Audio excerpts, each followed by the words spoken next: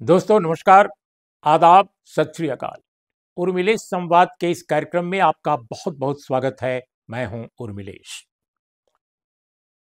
भारत के प्रधानमंत्री नरेंद्र मोदी आज राष्ट्रीय स्वयंसेवक संघ के नागपुर स्थित राष्ट्रीय मुख्यालय में थे और प्रधानमंत्री मोदी की आरएसएस मुख्यालय की ये कोई पहली यात्रा नहीं है, लेकिन प्रधानमंत्री के तौर पे, भारत के प्रधानमंत्री के रूप में न केवल ये उनकी पहली यात्रा है, बल्कि देश के किसी भी प्रधानमंत्री की ये पहली यात्रा है एज ए प्राइम मिनिस्टर। आप कहेंगे कि नहीं नहीं, वाजपेयी जी तो गए थे आरएसएस मुख्यालय, लेकिन प्रधानमंत्री वाजपेयी प्रधानमंत्री रहते हुए नहीं गए थे। पूर्व प्रधानमंत्री जब बन चुके थे तब वो गए थे। 2007 में वाजपेयी जी आरएसएस मुख्यालय गए थे, इसमें कोई दो राय नहीं है। प्रधानमंत्री न रहते हुए तो न जाने कितनी बार वो गए होंगे, क्योंकि वाजपेयी जी, आडवाणी जी, नरेंद्र मोदी जी या गडकरी जी, ये सभी लोग आरएसएस के लोग हैं, सभी आरएसएस के साथ रहे हैं। कभी कोई प्रचारक रहा है, कभी कोई पदाधिकारी या नहीं रहा है, लेकिन आरएसएस के कार्यकर्ता सब रहे हैं। तो इसमें कोई नई बात नहीं है कि आरएसएस मुख्यालय प्रधानमंत्री मोदी चले गए। प्रधानमंत्री पहली बार कोई गया है भारत का, ये नई बात है। तो इस तरह से प्रधानमंत्री का वहां जाना महत्वपूर्ण घटना है, इसमें कोई दो राय नहीं है। लेकिन एक प्राइम मिनिस्टर के तौर पे वो उन्होंने मेंटेन किया प्रोटोकॉल को, और एक तरह से राजनीतिक एक समीकरणों को तलाशने की भी कोशिश की, ताकि कोई ये न समझे कि सिर्फ आरएसएस मुख्यालय वो मत्था टेकने गए हैं। उन्होंने दीक्षा भूमि जाकर भी मत्था टेका। दीक्षा भूमि वो भूमि है जहां हिंदुत्व की राजनीति के विरुद्ध हिंदू धर्म से एक तरह से विद्रोह करके, उसको बिल्कुल खारिज करके, और बाबा साहब भीमराव अंबेडकर सहित उनके लाखों अनुयायियों ने दीक्षा भूमि में बुद्धिज्म स्वीकार किया था, बुद्धिज्म की दीक्षा ली थी। तो उस भूमि पर भी जाकर प्रधानमंत्री मोदी ने शीश नवाया और वहां के लोगों से बातचीत की, अलग अलग स्थानों का उन्होंने निरीक्षण किया, दर्शन किया। उसी तरह से वो नागपुर स्थित जो आरएसएस मुख्यालय था, जहां उनका जाना आना पहले बहुत रहा होगा। अभी जहां तक मुझे याद है कि इस दौरे से पहले वो 2012 में वहां गए थे, जब वो गुजरात के चीफ मिनिस्टर थे। और अगर मैं भूल नहीं रहा हूं तो आरएसएस के सरसंघ चालक रह चुके के.एस. सुदर्शन की मृत्यु के बाद, उनके क्रिमेशन के दौरान वो सितंबर 2012 में गए थे। लेकिन उस घटना के बाद ये उनकी पहली यात्रा है, और एक ऑफिशियल कहा जाएगा इसको, क्योंकि उन्होंने जो कार्यक्रम वहां रखे गए हैं उसमें एक नेत्रालय, एक इंस्टीट्यूट है जो हेडगेवार साहब के नाम पर, केशव हेडगेवार, जो आरएसएस के संस्थापक थे।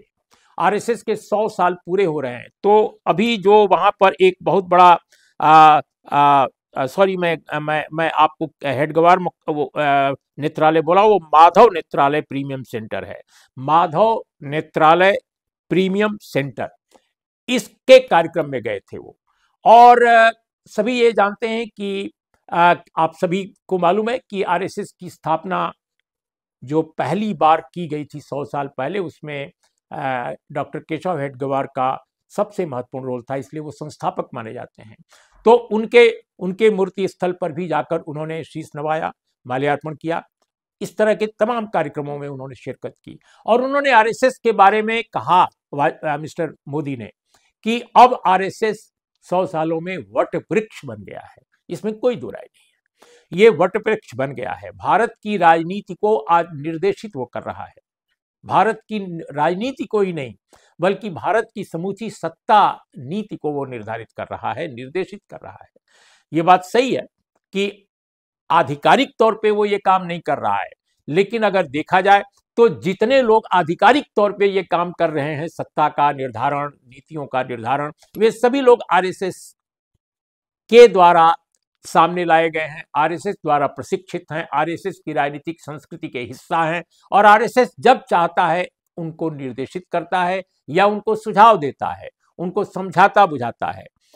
कई बार बड़े मसलों पर आरएसएस सामने आ जाता है, तो आपको लगता है, कई बार हम सबको लगता है कि आरएसएस बीजेपी में कोई कॉन्ट्रडिक्शन है।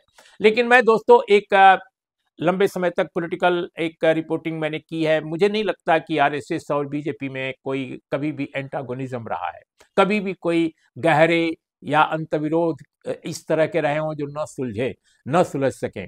हमेशा आरएसएस और बीजेपी एक दूसरे के हिस्सा रहे हैं। उस वक्त भी जब जनसंघ ने अपना नाम खत्म करके और बीजेपी अपने को बनाया, तब भी पहले वो जनता पार्टी बना में शामिल हुआ और इसके बाद फिर वो बीजेपी बना, तो उस वक्त भी नहीं। ये सब कुछ स्ट्रेटजी के तहत आरएसएस ने किया।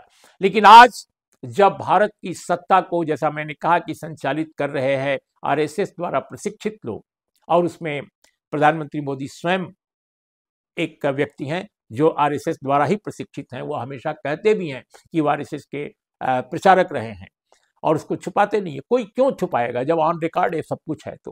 तो ये सही है कि वटवृक्ष आरएसएस तो बन गया है, लेकिन आरएसएस की छत्र छाया में जिन लोगों ने राजनीतिक शिक्षण लिया और जो लोग आज सत्ता में हैं, क्या वो यकीनी तौर पे कह सकते हैं कि भारत एक राष्ट्र राज्य के रूप में भी उतना ही ताकतवर बना है? कहने को तो वो कह देते हैं कि इतने ट्रिलियन की इकोनॉमी हमारी हो जाएगी, हम विश्व गुरु बन गए हैं, हम इतने ताकतवर बन गए हैं। लेकिन आरएसएस प्रशिक्षित भारतीय जनता पार्टी के नेताओं की सरकार जो चल रही है, उसमें क्या ये सही बात नहीं है कि भारत कहीं न कहीं सामुदायिक स्तर पर, कहीं न कहीं सांप्रदायिक स्तर पर, कहीं न कहीं वर्ण और जाति के स्तर पर बहुत बुरी तरह विभाजित दिखाई दे रहा है? इतनी दरारें हैं कि हम उतने पुख्ता ढंग से हम नहीं कह सकते, भले ऊपर से दिखाई ना दे रहा हो, लेकिन इतने कॉन्ट्रडिक्शंस हैं। अब आप कहेंगे कि नहीं साहब, बीजेपी तो लगातार जीत रही है, लेकिन अगर आप देखिए 2 बार वो अपने आप बहुमत उसने हासिल किया, लेकिन तीसरे चुनाव में उसको बहुमत नहीं मिला। और अगर एजेंसियां, केंद्रीय एजेंसियों की मदद उसको न मिली होती, विपक्षियों को कमजोर करने की या आलोचकों का मुंह बंद करने की या उनको परेशान करने की, दमन उनका करने की, और इलेक्शन कमीशन में जो मौजूदा लोग हाल के वर्षों में रहे हैं, अगर उनकी निष्पक्षता जो बिल्कुल गायब रही है, जो आमतौर पे हमारे देश के निर्वाचन आयोग से अपेक्षा की जाती है, अगर उन्होंने सरकार और सरकारी दल का जमकर समर्थन न किया होता, पर्दे के पीछे रहकर या सामने आकर, तो ये स्थिति शायद चुनावों में भी नहीं होती।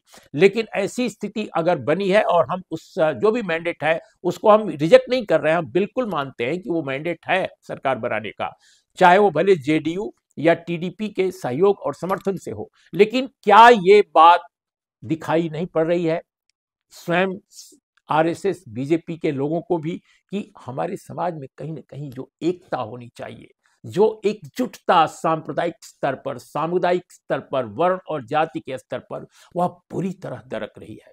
तो आरएसएस तो मजबूत हुआ है, उसके कार्यकर्ता बढ़े हैं, उसके मुख्यालय विशाल बने हैं, उसके मुख्यालय अगर देखिए तो केवल देश नेशनल हेडक्वार्टर ही नहीं, रीजनल हेडक्वार्टर्स भी आरएसएस के जो हैं वो क्या विशाल काय बने हैं। सचमुच ऐसा लगता है कि वटवृक्ष कोई बड़ा संगठन है जिसके तमाम हेडक्वार्टर्स बन गए हैं, बीजेपी के मुख्यालय जिले जिले बन गए हैं, बहुत ही शानदार बन गए हैं, इसमें कोई दो राय नहीं। पार्टी के रूप में, संगठन के रूप में बीजेपी और आरएसएस ताकतवर बने हैं, लेकिन देश की ताकत, एक एक इंसान की ताकत, हमारी प्रति व्यक्ति आय, हमारी शिक्षा, हमारी दीक्षा, हमारा रोजगार, स्वास्थ्य के क्षेत्र में हमारी स्थिति, डिफरेंट इंडेक्स में हमारी स्थिति, चाहे वो अभिव्यक्ति की आजादी का हो, चाहे एचडीआई ह्यूमन डेवलपमेंट इंडेक्स का हो, हम कहां पर खड़े हैं?